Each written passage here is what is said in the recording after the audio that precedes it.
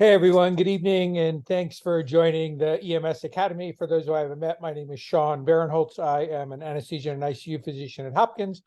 I'm an active member at Pikesville Volunteer Fire Company in Baltimore County, and I have the honor of serving as one of the assistant medical directors with Baltimore County Fire Department. On behalf of Dr. Jeff Nussbaum and the Medical Director's Office, Chief Nats EMS Office, EMS Training Academy staff, and Captain Lenny Stewart, thank you for what you guys do every day to help our community. And thank you for your dedication to lifelong learning. Shout out tonight to Ashley Brooks, a young member and volunteer at Pikesville, who's going to be helping us run our Zoom platform. Later in this training, Ashley will be putting a link in the chat. Click on that link, fill out some information, and get your MIEMSS CEUs. If you have any challenges filling out the form for your CEUs, or if you have any questions about past participation, certifications, anything related to the CEUs, please hang out with us after this training, and we would be happy to help you and answer any questions to make sure that you're getting your credit. Tonight, super excited to have back with us again, Dr. Matt Levy. Dr. Levy is a dedicated educator and has contributed many trainings to the EMS Academy over the years. Dr. Levy's career in emergency medical services spans over 25 years and began as an EMS provider. He's an associate professor and holds a leadership role in Division of Special Operations at the Department of Emergency Medicine, Johns Hopkins University School of Medicine. He completed residency and was chief resident at the Johns Hopkins University School of Medicine as well. Dr. Levy maintains an active role in a variety of state, local, federal, and international elements related to emergency medical, tactical, and disaster care. Dr. Levy, thank you as always for being so generous with your time and your talent. We appreciate you. Well, good evening, and thank you, Sean. Can you guys hear me okay? Yep, sounds great. All right, great. Thank you guys so much for showing up. I have multiple screens going on here, so I'm going to do my best to kind of scan back and forth. Wow, what a great turnout. I can't believe how many people are here. This is wild.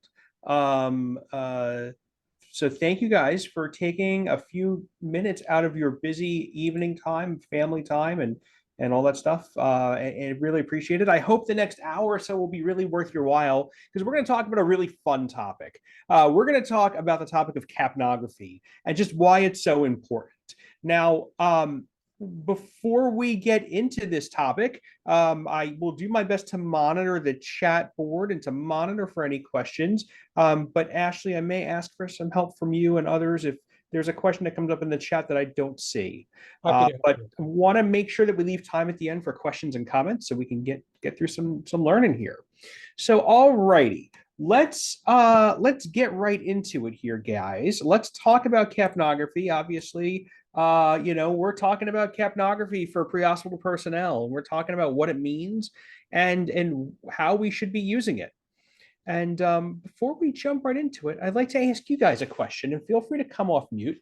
Tell me, when I say capnography, what's the first thing you think of? Anybody? Ventilation. Ventilation. Okay, great. Ventilation.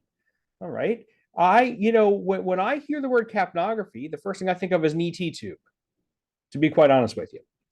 And indeed, having grown up in an era where that's where capnography was used, that's why I thought of capnography that way. But indeed, it's much more than that. So what I hope to do, guys, is to go through over the next little bit of time, first of all, why we use capnography, what it can be useful for, what it really can't be used for. We're going to talk a little bit about some science, all right, some physiology of respiration and ventilation and why that's important. Then we're going to go through some normal and some abnormal waveforms. And then we'll go through really the 4 main applications for pre-hospital end-tidal CO2 monitoring. All right, we'll talk about how we use it and why. And we'll also hopefully have some time at the end for questions. So I see some comments in there. When I say capnography, some people said ALS. Sure, that's a very fair answer. It is an ALS assessment tool. But I may even change your mind about some of that because I'm going to guess to our BLS colleagues on the call, if you've ever ventilated an intubated patient, the paramedic has probably said, you see that number? If it goes high, I want you to squeeze faster. If it goes low, squeeze slower. Does that sound familiar? Anybody ever been told something like that? All right. So let's jump right into it. So at the end of the day, the corner or the fundamental reason we carry capnography in the field is to help us confirm and monitor the placement of an advanced airway. Okay. There are other ways that we can confirm and use and detect the placement of an advanced airway. You may remember, depending upon how long you've been doing this, you may remember the old legacy, we call it the turkey baster, the esophageal detection device, which is just a bulb syringe that can click onto or clip onto an ET tube. And that if you're in the airway, that will expand when you put negative pressure on it. If you're in the esophagus, it won't, because the esophagus collapses. You may also remember the colorimetric end-tidal CO2 detectors, little piece of acid paper, litmus paper, and that device will change color when it detects the exhaled CO2. Both those devices serve a purpose, but those devices are kind of low fidelity indicators of the possibility of an incorrect or incorrectly placed airway. They don't really give us definitive confirmation. But studies show, and this is, I listed one of them up there for you guys, studies show that when used properly in conjunction with advanced airway management and intubation, end-tidal CO2 monitoring will result in no missed intubations. Now, you may say to yourself, what do you mean in missed intubations? And I will tell you that intubations, endotracheal tubes sometimes come out. Things happen, right? We find our patients in all kinds of weird predicaments, all kinds of places. We have to do life-saving interventions, and we have to then safely extract and transport them to the hospital. And the ability to not only ensure that that tube is in the right place the first time, but also that it stays in the right place is so very important, okay? So when we have continuous and ongoing real-time capnography monitoring, we are able to see where that tube, to see if that tube is still in place, and also get an idea if indeed something were to change. And we're going to talk towards the end from a practical perspective about how, for the ALS providers on the call, how we go about using that data, because we're kind of task saturated with all this information coming at us, especially during a resuscitation. But just before I move on from this slide, I want to just read this quote here, right? This is from the Annals of Emergency Medicine. This is an old quote. It's almost 20 years old.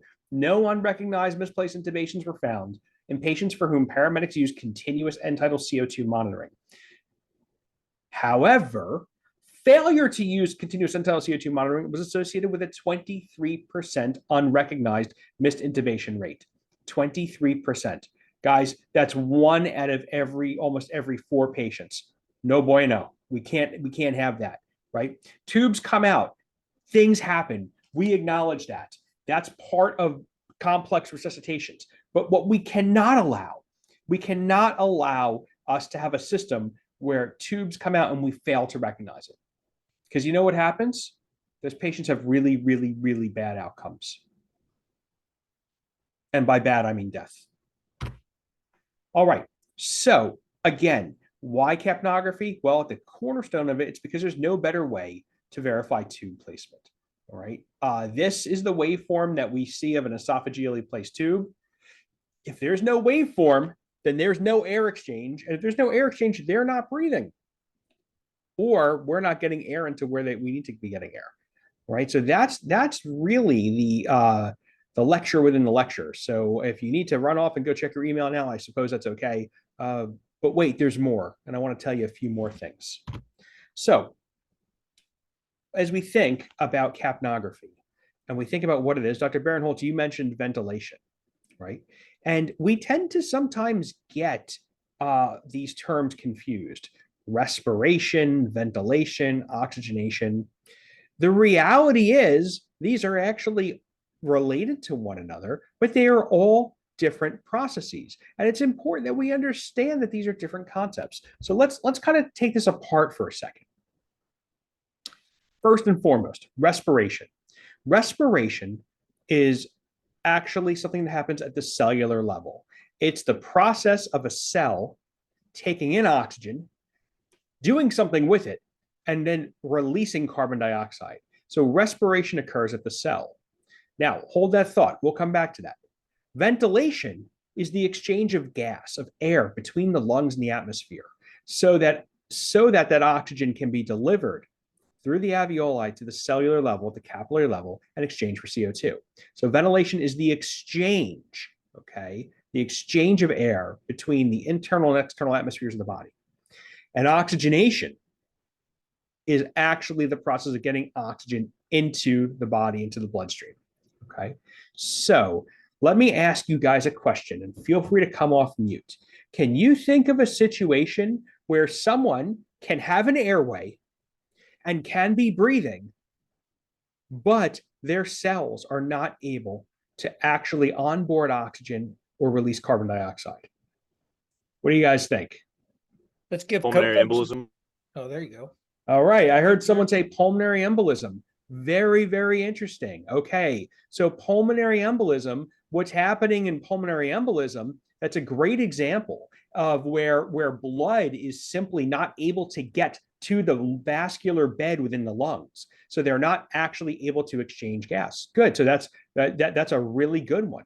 All right, I see there's a couple of comments in there. ARDS, or severe respiratory distress and severe lung injury, is another interesting example where we have a mechanical process. So I'll put that in the same bucket as PE, very different disease states, but where there's some physical damage, some physical situation going on where we're not able to perfuse that lung tissue. That's great. Carol, great shout out there. Lori, let's see here. Hang on a second. There's a whole bunch of people jumped in here. This is great. I love the feedback. A couple people said obstruction. Yeah, mechanical obstruction. Similar, but when you think about mechanical obstruction, that's going to be more of an example of a ventilation problem where we can't actually move air through. Now, if you're talking about an obstruction in the vasculature, like a PE, then absolutely. Now, a couple people said CO poisoning. CO poisoning and cyanide poisoning, those are really, really great examples where all of the tissue works just fine. The airway is intact. The person's able to breathe. They're able to move gas back and forth, except they can't get it into the cells. And in situations of both cyanide and carbon monoxide poisoning, and oh, by the way, we could put a couple other ones in that case, but you guys get the gist here, where there's something wrong with the blood cells themselves. And in those situations, you have scenarios where indeed you can't exchange gas. Ventilation, on the other hand, we tend to think about problems in ventilation, such as where there's actually a mechanical obstruction, an airway obstruction, for example, okay? And then, of course, oxygenation, we've kind of talked about a little bit already, but there are situations, usually atmospheric situations, where we can't get oxygen into the body.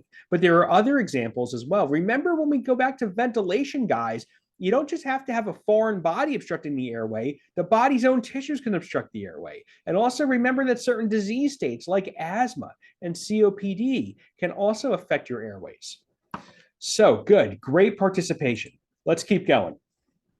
All right, now here's a little science for us all. So as we think about the process here, we're going to follow the little oxygen molecule as it goes into the lungs and gets down in through the airway, which is intact, and gets into the vascular bed at the alveolar level. And let's assume the normal here, guys. This is all the normal. So now that oxygen is onboarded into the blood cells, where it's then perfused through the body at the capillary level and being perfused to muscle tissue there, where this is where the magic happens. This is where that oxygen combines with glucose and energy is liberated to allow that cell, that muscle to fire. We call that metabolism.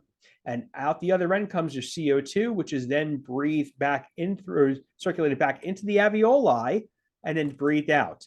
So if you think about it, monitoring that end tidal CO2 is a really, really cool way to see how well the system is or isn't working. You guys tracking so far? Does that make sense? Okay, I got some yeses. Thank you. Awesome. All right. So now let's talk a little bit about some of the details. Let's talk about the details. Now, when we talk about capnography, we're talking about two discrete things. We're talking about the capnogram and the capnograph. The capnogram, like cardiogram, is the waveform. Okay, that's showing us the waveform of the exhaled CO2. All right, that's an important thing. Also as important is the capnograph, the actual numeric value that we get. And both of them together really give us a tremendous amount of information. And I'm going to show you why. Now, who knows what a normal end tidal CO2 is? Who remembers? 35 to 45 is our normal end tidal CO2. Exactly. Good job, guys. A bunch of people jumped in there. And why is that important? Well, it's interesting. I've always found the numbers 35 to 45 in human physiology interesting because those numbers resonate. Does anybody know a normal pH? A normal pH is 7.35 to 7.45. Does anybody know what a normal potassium is? 3.5 to 4.5. So these numbers keep coming up over and over and over again. But indeed, for the purposes of this lecture and for the purposes of what we're talking about today, we're going to say that a normal end tidal CO2 is 35 to 45. All right. Now, remember, that's telling us how much CO2 that person is breathing out. Okay. So it's telling us, it's giving us an idea from a respiratory perspective, how well, what amount of carbon dioxide is being offloaded from the body. But when we combine the capnograph and the capnogram, we can see not just their ventilatory, not just their respiratory status, but their ventilatory status as well. So take a look at these two graphs that are up here, guys. These two capnograms that are up here, right? They're both 50, but they're both very different. What's different about them? The rate, exactly. So when we think about the rate being different, these are representing two very, very different disease processes. Okay, what might be going on? So let's go with rate. So let's say that the top one there is slow and the bottom one is fast. So let's call the top one hypoventilation and the bottom one hyperventilation. Okay, what might be going on in that top one causing someone to hypoventilate and maybe even be retaining too much CO2 because we already said that 35 to 45 is normal. So what do you guys think? Drug overdose? Sure. What is it about the drug overdose? Is that Andrew? Andrew, what is it about the drug overdose that makes them hypoventilate? What's happening in the body? Well, if there's something acting on the medulla to slow their breathing down, they're not going to breathe as rapidly as someone not affected. Yeah, right. So CNS depression, right? That's exactly right. So you guys have probably, unfortunately, due to the epidemic that we have of opioid overdoses, many of you have encountered a patient with an opioid overdose. So you get there on scene and you give this patient, maybe they have some other signs. They're breathing slow, they're decreased mental status. This is their end tidal CO2. Their pupils are very small. And we give them some naloxone and their breathing picks up, but it's still kind of slow. It's important to remember that other drugs, including alcohol, can cause hypoventilation. It's the combination of them in particular, which can be problematic for us as well. All right, good. Now let's talk about the bottom one. The bottom one's another interesting case. So now we have someone who's also hypercapnic. Hyper meaning excessive, capnia meaning CO2. They've got too much CO2 on board, but they're breathing fast. What do you guys think is going on? This person's hyperventilating. If their CO2 is still up, what might be going on there? Who wants to guess? Okay, so I see someone said anxiety. I think early in anxiety that may be the case. But what, Shannon, what do you think is going to happen later in the anxiety attack? Would that CO2 stay high or low? The CO2 is eventually going to get low, right? Now, Cushing, exactly. So it depends upon where in the disease process. Cushing, so that's someone who's hyperventilating from a neurologic perspective, possibly. But think about a bad COPD exacerbation where that person's working really, really, really hard to breathe, and they're still retaining a lot of CO2. That's what you might see. So indeed, when we think about this, guys, things and factors in the body that will increase or affect CO2 levels, things where you're increasing your cellular metabolic rate or muscular activity is going to increase your CO2 level. Interestingly enough, sometimes if you get there and they're a really tight asthmatic or COPD, or we start them on NEBs, or maybe even we start them on CPAP, we start to see as we bronchodilate them and their lungs open up, some of that CO2 comes off. And so their CO2 can go up. We also will sometimes see a spike in end-tidal CO2 during a cardiac arrest. That's a really good sign that person that we may get ROSC on that person. Now, of course, factors that may result in decreased end-tidal CO2 are the exact opposites. People with decreased muscular activity, decreased cardiac output, bronchospasm, hyperventilation are examples of patients who will, as their disease process increases, have decreased CO2 levels. All right, so let's take a look now at a normal end-tidal CO2. We're going to take this apart for just a second here. We're going to talk about what makes it normal, okay, what normal is. All right, now let's take apart this waveform for just a second, guys. As we take so let's start on this axis here, okay. All right, and so as we see, CO2 is going to start off low and go high, and then we always have on our bottom axis here, we always have time. All right, so now watch what happens here. Okay, this is a normal waveform. So A to B is the point where someone has just finished taking a deep breath in. They can't breathe any further in. Remember, we breathe in negative pressure. All right, so A to B is the point where they've taken that deep breath in. They're at the top of they're at the maximum inspiration. And then what do? They blow it out. And B to C is the point where they're blowing out. They're starting the exhalation at B and they're ending their exhalation at C. Once they get from C to D, this is the point where they can't blow out any further. So they've blown all that air out. They can't blow it any further. They've stopped. They're at the end of exhalation, and now they're going to start the process all over again. And that's the beginning of the new breath. And this isn't a normal end-tidal CO2 waveform that we see. So I refer to it as a square waveform. It's not really square. It's more rectangular, or I suppose a rhomboid. I don't know. But it's a pretty symmetrically looking waveform. Notice there is a slight ramp upward from C to D as the person's breathing out the most. And again, a normal waveform. We have a normal respiratory rate of 16 and a normal end-tidal CO2 of 39. And you can see that's what we expect and want to see when we put someone on the end-tidal CO2 monitor. That's our normal.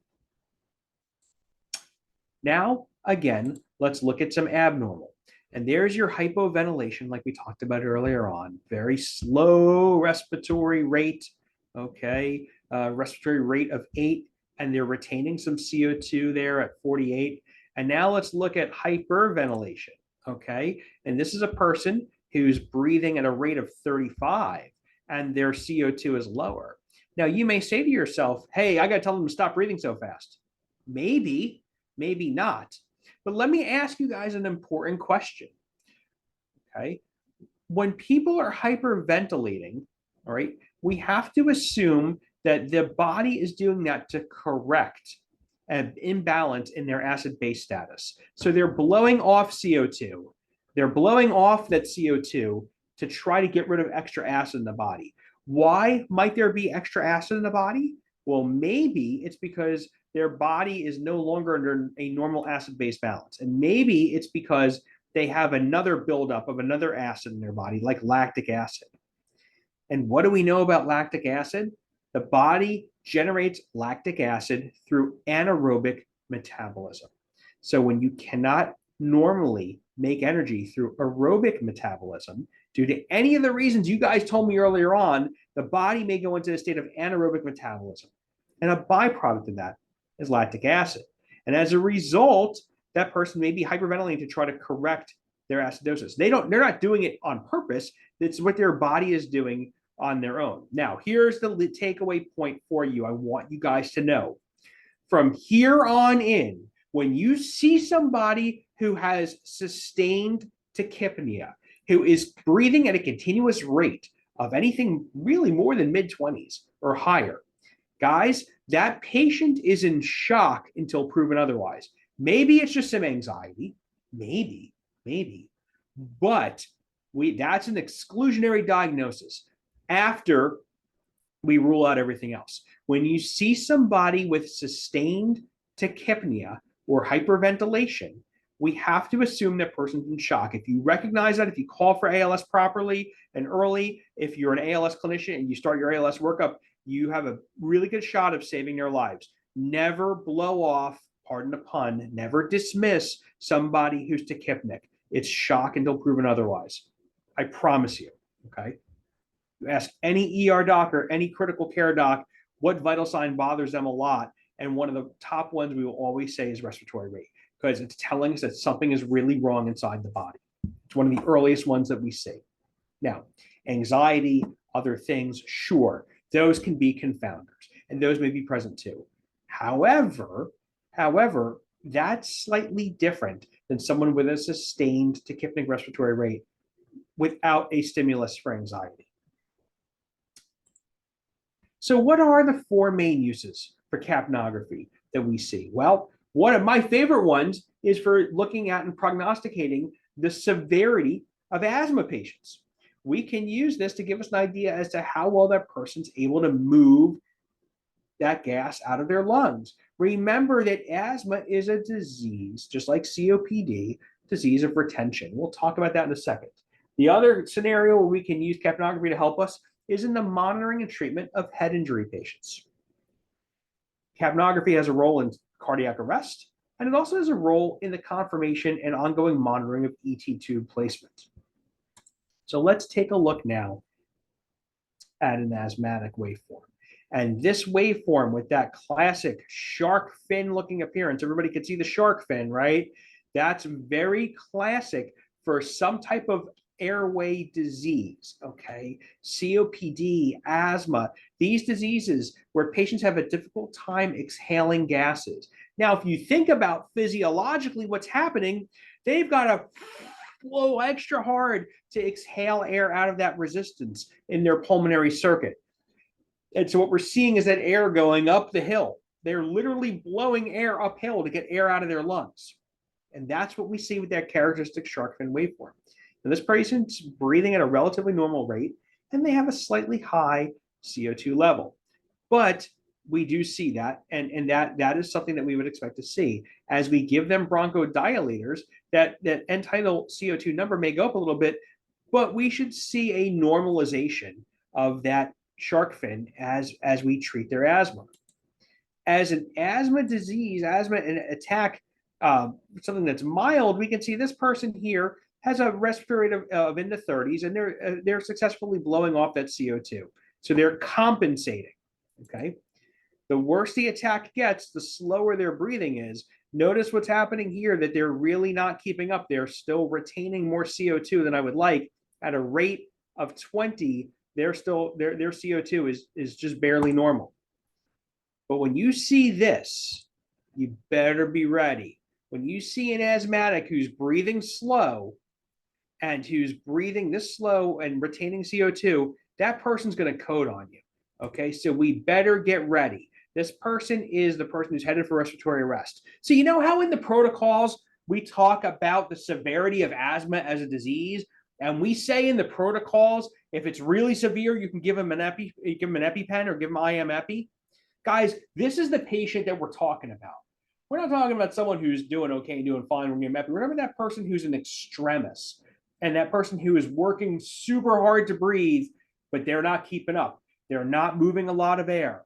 Okay, this is a person who we got to get on non-invasive ventilation. We got to get them continuous nebs, and we have to be ready with Epi because they may arrest on us. So that's the asthma. That's the story with asthma and end-tidal CO2.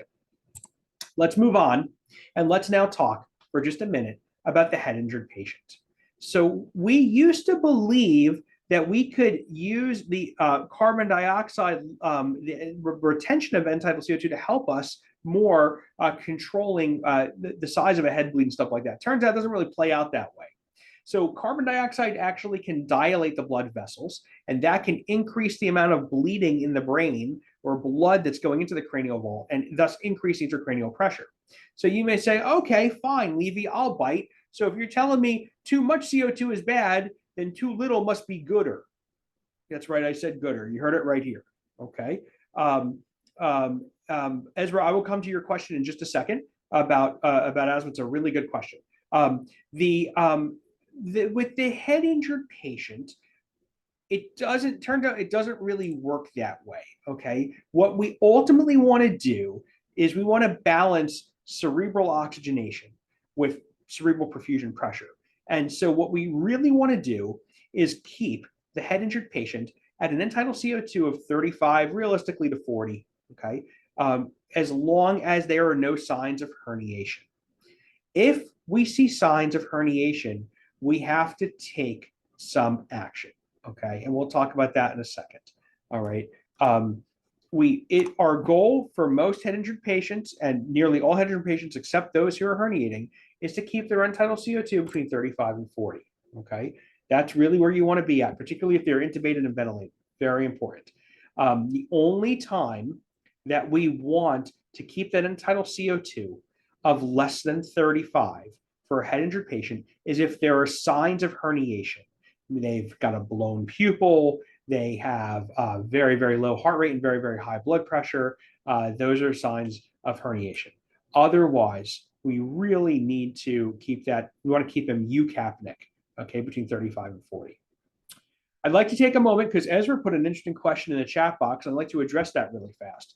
Why wouldn't epi cause cardiac distress and its own set of problems when a person is straining so hard to breathe that you're concerned about impending cardiac arrest? It's a fantastic question. And the answer is it certainly can. However, one of the hallmarks and the mainstays of resuscitation and of these patients is treating the underlying cause. And so it turns out that, yeah, it could cause cardiac irritability, it could cause problems. However, if we don't do something, at that point, we have to assume they're going to arrest and do much worse. So the epi turns out to be a very potent bronchodilator. And that's why we're giving it that point. It's the exact reason, Ezra, your question is the exact reason that we don't give epi to every asthmatic patient. We only give it to those who we're worried are going to code immediately on us. And your question is so very eloquently stated that it's the reason why you got to be careful about giving these patients epi. They got to be really, really sick. And if they are, give them the epi. But if not, probably not the right thing to do for the reasons you've articulated. So great question. Very different than an anaphylaxis when we want to give the epi sooner because of the potential risk. Same idea. We want to give it before they get worse. All right, now let's talk about end tidal CO2 and cardiac arrest. Okay, so it turns out that when we have an intubated cardiac arrest patient, that end tidal CO2 actually correlates very closely to their probability of survival. All right, so we get on scene quickly, and let's say this person had a witness sudden cardiac arrest, and they get bystander CPR, and they're only down for a minute or two, and a bystander AED, and they get a shock or two, and they're still obtunded, they're still in arrest, okay, and we get them intubated, and about minute 7, 8, 9, 10 that we're on scene, we see an end tidal CO2 that started off at 20 and now it's 40. That's a person that's probably going to get ROSC, because what's happening, think back to that graph I showed you of the cellular metabolism and what's going on inside the body. Their cells are starting up again. We're perfusing them, we're oxygenating them, we're ventilating them, we're perfusing them, and their body is trying to survive. So we see a sudden rise in end tidal CO2 during CPR. It's a really good sign. Likewise, if we don't see a rise in end tidal CO2, and then sometimes we see a downtrending CO2, after a certain amount of time, we can say with reasonable certainty that person is not going to survive their cardiac arrest event and that the resuscitation is becoming futile. So we would say that after 25 minutes of CPR, if you see an end tidal CO2 of less than 10, there's very, very, very minimal chances of them having an intact neurologic survival, like approaching 0. So we can use it in that regard to help us prognosticate. And when we look at survivors, neuro-intact survivors to discharge from the hospital after cardiac arrest, those end tidals tend to be greater than 30. All right, guys. So now for the ALS personnel, I want to spend just a few minutes talking a little bit about end tidal for an ET tube placement. And by the way, you can use it for supraglottic airways as well. Again, aside from looking through the vocal cords, there is no better way to confirm that tube is in place and to keep monitoring it. And oh, by the way, in my own clinical practice, whenever we're doing a pulse check, that's when I'm going to stop and look at the end tidal again to make sure I'm still in good position. That's how I use that during my ongoing workflow during the arrest. All right, so let's do a little bit of review here. Let's see how good you guys are. First things first, what's the characteristic waveform that I told you about for an asthma or COPD patient? Shark fin, nice, baby shark, love it, love it. Okay, and how can we use the untitled CO2 capnography waveform to help us prognosticate an asthma attack? Said another way, what kind of end-tidal CO2 waveform and numbers worry you on a severe asthma attack? Fast or slow rate on an asthma attack? Okay, so a slow rate on an asthma attack and a high end tidal should worry you a lot. Exactly. Good. You guys are getting it. All right. Now, question number 3. What level do we want to maintain a severe head injuries CO2 at? Someone who's not herniating. 35 to 40. Nice. You guys are nailing it. This is awesome. I love it. Okay. And what are 2 ways that we can use capnography to assist us during cardiac arrest? What are 2 ways? What do you think? What's one way? Trending, absolutely. Good. What's another way? Tube placement. You got it. Okay. And prognostication as well, going hand in hand with trending. All right. So now for some bonus content. Okay. So sometimes things will happen. Sometimes things will happen during an arrest or during an intubated patient where we will have a piece of mechanical failure. You may have heard the mnemonic DOPE, D-O-P-E, when you're troubleshooting an airway tube: displacement, obstruction, pneumothorax, or equipment failure. And sometimes we have an equipment failure. I had this happen to me on a call last year, about a year and a half ago now, where we had intubated somebody on the scene and their tooth actually cut the pilot balloon with the ET tube. And our waveform looked something like this. And what we had was an air leak. And this is what an air leak is going to look like, either on a BVM that you can't mask seal, or on an eye gel that's not seating well, or on a King Airway the balloon is deflated, or on an ET tube where the balloon is deflated. This is what an inadequate seal is going to look like, and it can tell you a lot about what's going on with your patient. So you can imagine that air is able, okay, as they're breathing out, we see that rise and air coming out, but then that kind of down ramp looking thing in the middle of your screen is, as we're trying to put air back in, it's leaking out. In an obstruction, in a true airway obstruction, you may see something that looks like this, where again, what we have here is resistance on inflow or inspiration and resistance on expiration. So a partial airway obstruction or something like that may look like this. Severe trauma to an airway could look like this. This is something where we have to imagine there's some type of obstruction to the airway. It could be a mass, it could be trauma, it could be a foreign body, it could be any of those things. Okay. Cuff herniated over the end of the tube. Another go ahead. Endotracheal tube cuff that's herniated over the end of the tube, right? Sure. So You can have transporting the cuff. The tube moves. Yeah. Yeah, sometimes the cuff, if the cuff itself were to somehow like invert itself, I suppose that could happen. Or if you get a piece of like debris or plastic, or maybe even vomit or something nasty inside the tube, or blood, that can happen as well. That's absolutely right, Sean. Now, this is another one I want you to be familiar with. This is called rebreathing. Now, you all have heard of a non-rebreather, right? The non-rebreather mask. And in a rebreathing situation, they are what's called breath stacking, where we're not giving them a chance to get the air out. We sometimes see this with our asthma patients and our COPDers in particular, who we end up having to intubate, where they have that dead space and they can't get through, just can't move enough air out of that dead space. And so there are times when we have a patient like this where we'll actually have to pop the ET tube, pop the BVM off the ET tube and let them just vent that air out for a second.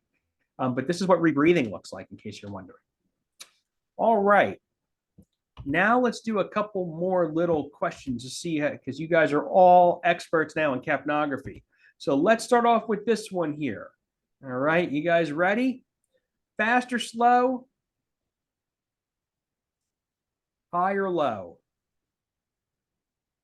Okay, slow and high. So is this hyper or hypoventilation, guys? Very good.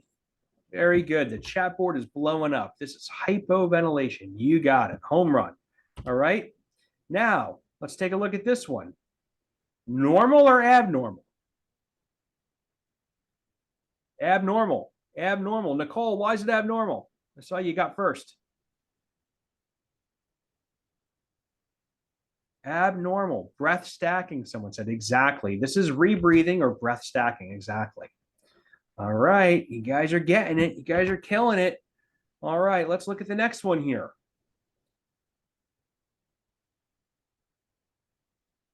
Normal or abnormal? Abnormal. Okay. What do we have to assume is going on here? This is an intubated patient.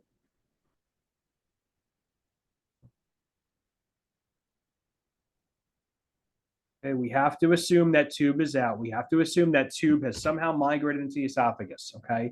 So, guys, when you are ventilating an intubated patient after you've intubated them, for those who can intubate on the call, it's very important that you look at that end tidal for a total of 6, yes, 6 breaths. Because if you look at just breaths 1 and 2, you can convince yourself those look pretty normal, right?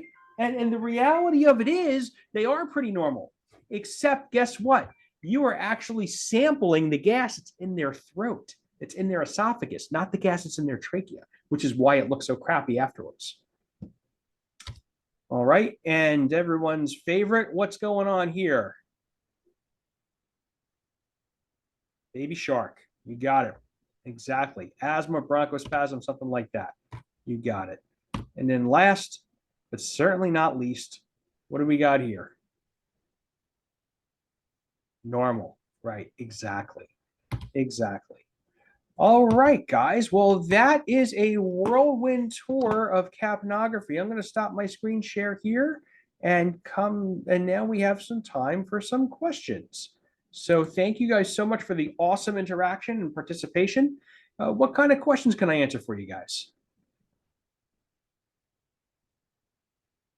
Probably worth reminding also that we should be using capnography whenever we give somebody a sedative, correct? Yeah, 100%, Dr. Barinholtz. Thank you for saying that. So listen, there's a couple of other things that we should be doing. Anytime we are giving someone a sedative medication, certainly anytime we are giving someone something, let's say we're giving them some droperidol or some Versed because they're severely agitated, I really want them on capnography, 100%. And oh, by the way, every now and then one of them will stop breathing on you, so you better be ready. That's not the time to figure out that no one restocked the suction unit, or that we're out of suction tubing, or the Yankower is nowhere to be found. I've learned along the way, there's a couple pieces of equipment you can't fake it without having, and one of them is suction. But absolutely, Dr. Barinholtz, I fully agree that you need to be monitoring any patients with altered mental status that we have either induced due to sedation meds or that they have some kind of altered mental status for some other reason. I see a couple quick questions here. Is capnography and EtCO2 used interchangeably? Yeah, Jennifer, great question. I think terminology-wise, we would say that they're, for our purposes, pre-hospitally and even in the ED, we're using them interchangeably. That's right.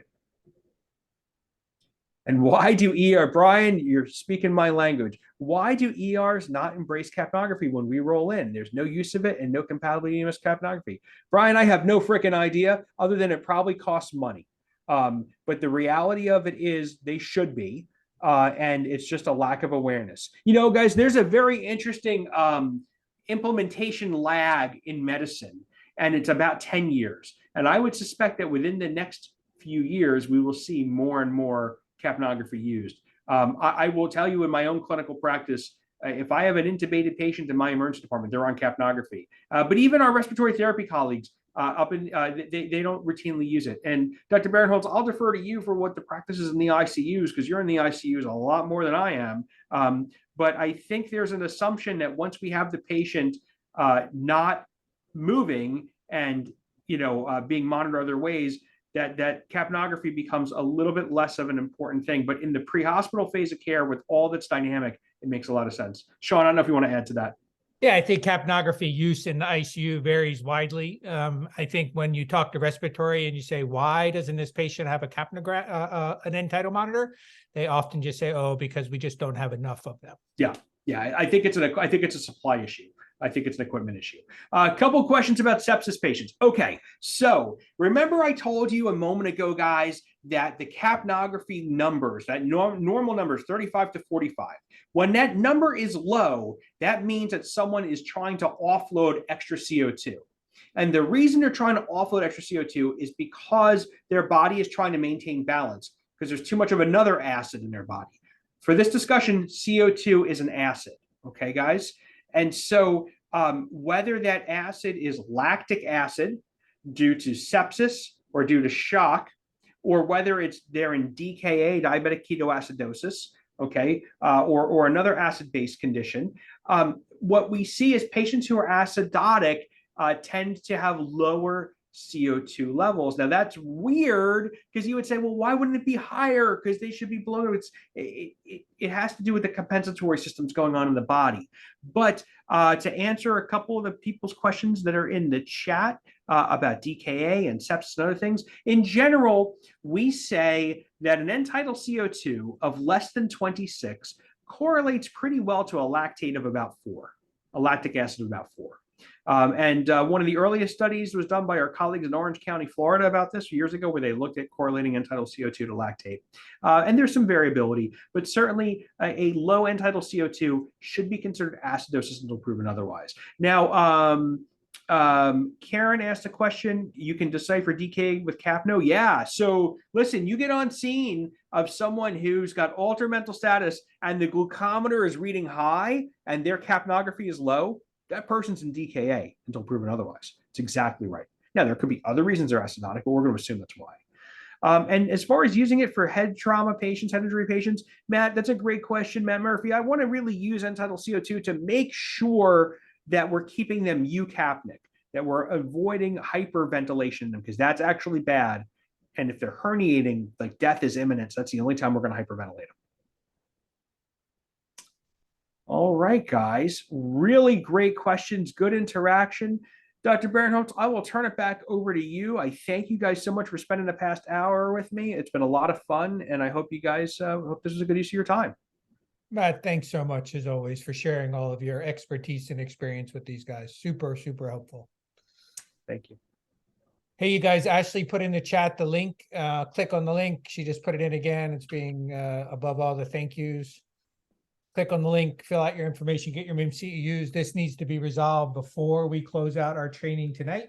MIEMSS will not allow me to add somebody. So if you email me tomorrow and say, hey, I was on, but I had a hard time signing in, unfortunately, once the training is closed, we are done. All right, I put my info in the chat as well, Dr. Barinholtz. I put my email in there. If you guys need anything, reach out. I am car 603 if I remember to key up on the radio. If I show up on scene, that's who I am. Appreciate you. Please don't have county police tase me again. It hurts. All right. Have a safe night. Thanks. Thanks, guys. Over. Take care.